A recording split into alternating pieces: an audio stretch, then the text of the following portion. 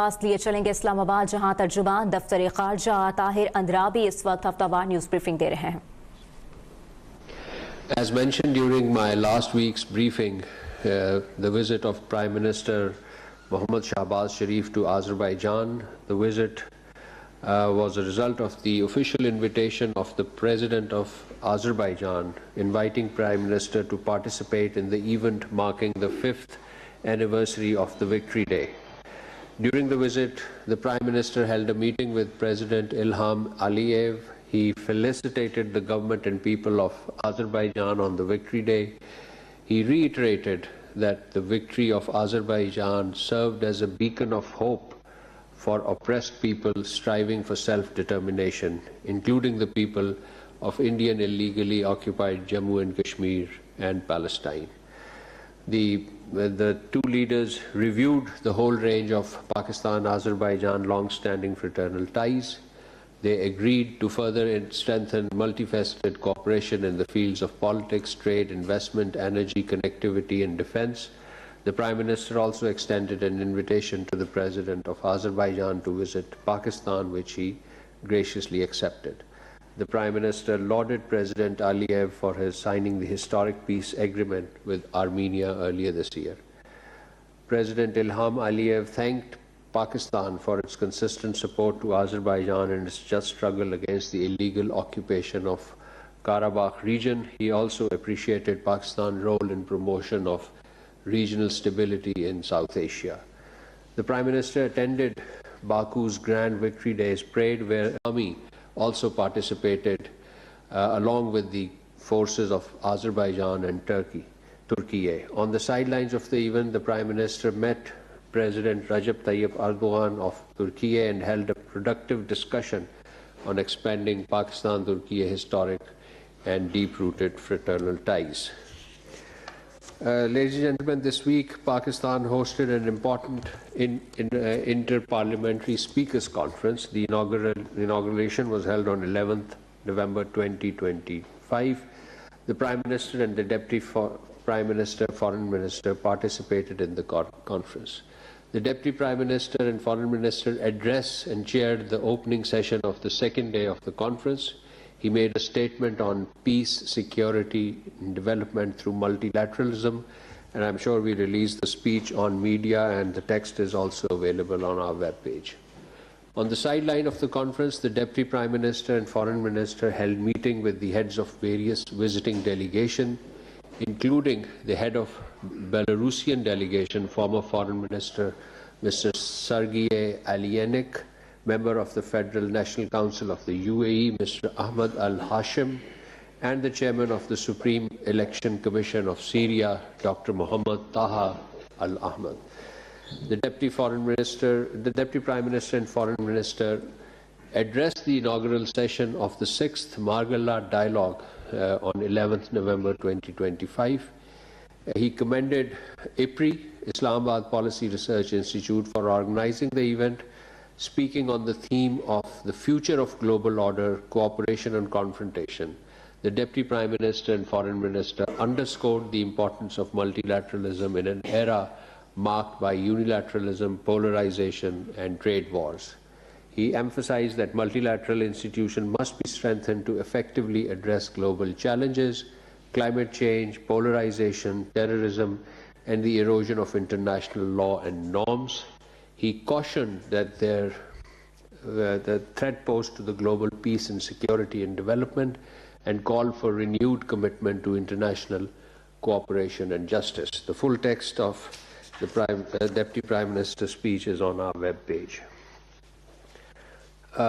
Ladies and gentlemen, the third round of talks with Afghanistan, with the Afghan Taliban regime concluded in Istanbul on 7th November 2025. This was on the eve of our last briefing. Pakistan deeply appreciates the sincere effort made by the brotherly Turkey and Qatar as mediators for the past 4 years. Since the Taliban regime came to power in Afghanistan, there has been sharp surge in terrorist attacks emanating from Afghan soil on Pakistan. Throughout these years, Pakistan, despite suffering military and civilian casualties, exercised maximum restraint and did not escalate. Pakistan's expectation was that with the passage of time, Taliban regime would be able to control these attacks and take concrete actions against TTP and Fitna al-Khawarij elements present on the Afghan soil. During these years, Pakistan also tried to positively engage with Afghan Taliban regime, offering bilateral trade assistance, bilateral trade concessions, humanitarian assistance. However, despite all these positive gestures by Pakistan, the response from Taliban regime has only been hollow promise and inaction. The TTP, Fitna al-Khawarij and BLA and Fitna al-Hind are declared enemies of the state of Pakistan and its people. Anyone harboring, abetting or financing them is not considered a friend and a well-wisher of Pakistan and its people. Pakistan is determined to take every possible action to safeguard its security and the security of its people. We regret that Taliban regime is constantly trying to misrepresent the issue of terrorists hiding in Afghanistan as a humanitarian issue. Taliban regime is also trying to portray the TTP, Fitna al-Khawarij and BLA, Fitna al-Hind elements as refugees in Afghanistan. This is not a humanitarian or a refugee crisis, but a ploy to frame terrorists as refugees. Pakistan, as we stated, is ready to receive any Pakistani living in Afghanistan and their families, provided they are handed over at the border crossings at Torkham or Chaman and not hurled across the border fully equipped with sophisticated weapons and equipment. Pakistan has never eschewed dialogue with any government in Kabul. However, Pakistan would not hold dialogue with any terrorist groups, be it TTP or BLA. Among Afghan Taliban, there are elements who do not want a confrontation with Pakistan, but there is a strong lobby with monetary support from foreign actors that has been tasked to stoke tension. These elements have engaged in abuses and outrageous allegations against Pakistan, and in doing so they are fast eroding whatever goodwill they had within Pakistan. Some elements in Taliban regime also try to propagate that there is some disagreement within Pakistan over Afghan policy. This is misleading. There is absolute clarity among the people of Pakistan that the ordinary people of Pakistan are the biggest victims of terrorist activities by elements hiding in Afghanistan as well as their abetter. The armed forces of Pakistan are making sacrifices to safeguard the lives and properties of the people of Pakistan. Therefore, the entire Pakistani nation stands with its armed forces to safeguard the interests of Pakistan and the lives of the people of Pakistan. Similarly, there is an attempt by elements of Taliban to instigate Pashtun nationalism in Pakistan. It is a historical fact that Pashtuns in Pakistan are a vibrant part of our society and the state, holding leadership position across the spectrum of public life and civil society. More number of Pashtuns live in Pakistan than in Afghanistan. Therefore, instead of instigating Pashtunism in Pakistan, it would be wise for Taliban regime to look into its own credentials and of inclusivity across all segments of its population in its governance structure. With evidence-based and well-documented sharp rise in terrorism emanating from Afghanistan into Pakistan after August 2021, the Taliban regime can neither deny the reality nor absolve itself of this responsibility. While Afghan Taliban declared terrorism as Pakistan international issue, they failed to mention that there are people within Afghanistan who have issued fatwas legitimizing terrorist attacks against Pakistan. Moreover, terrorist groups operating inside Pakistan now comprise large number of Afghan nationals. Pakistan remains committed to resolution of bilateral differences through dialogue. However, Pakistan's core concerns, that is terrorism emanating from Afghanistan, need to be addressed first and foremost. Pakistan armed forces and its people are well determined to eliminate the menace of terrorism from its soil and take action against its supporters, abettors and financiers. Ladies and gentlemen, this week we issued a statement in the context of arbitration initiated by Pakistan against India under the provision of the Indus Water Treaty. Pakistan has taken note of the recent decision of the Court of Arbitration, which has offered helpful clarification on certain aspects of the Court's award on issues of general interpretation of the Indus Water Treaty, which was published on 8th August 2025.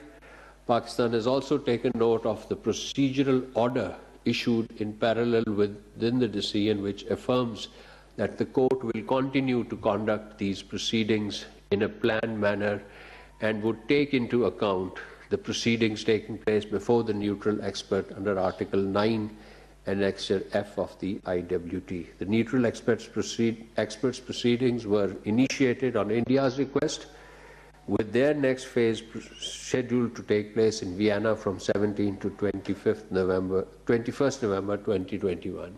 While India has decided to halt its participation, Pakistan continued to fully participate in the neutral experts proceeding in good faith. In this respect, the neutral expert has ruled that India's non-participation could not operate as a bar to the proceedings going forward. Ladies and gentlemen, we took a very strong exception to the remarks made by the spokesperson of the Indian Ministry of Foreign Affairs attempting to link President Trump's comment on nuclear testing with allegations about Pakistan's past nuclear record. India is clearly distorting facts and misrepresenting the remarks of the US President. The US side has clarified its position to the media regarding the statement by the President. For record, Pakistan's last nuclear tests were conducted in May 1998. Our position on nuclear testing has been clear and well established. Pakistan has been supporting United Nations General Assembly's resolution calling for a comprehensive ban on nuclear testing.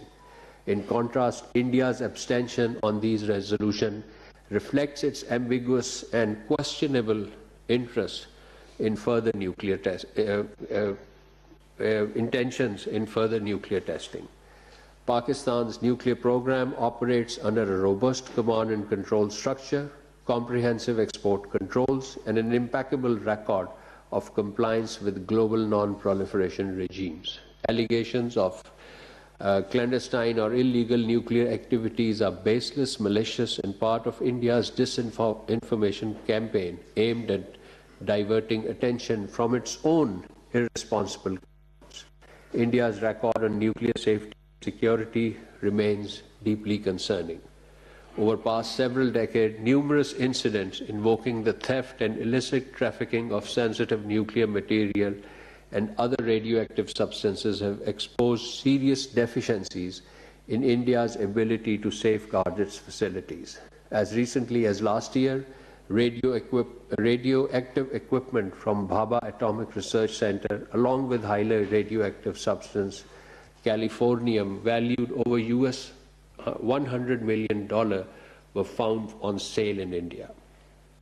Such recurring incident of theft and illicit sale point to existence of a thriving nuclear black market for sensitive and dual-use materials in India. The international community must take serious notice of these alarming gaps, and which pose a grave threat to regional and global security.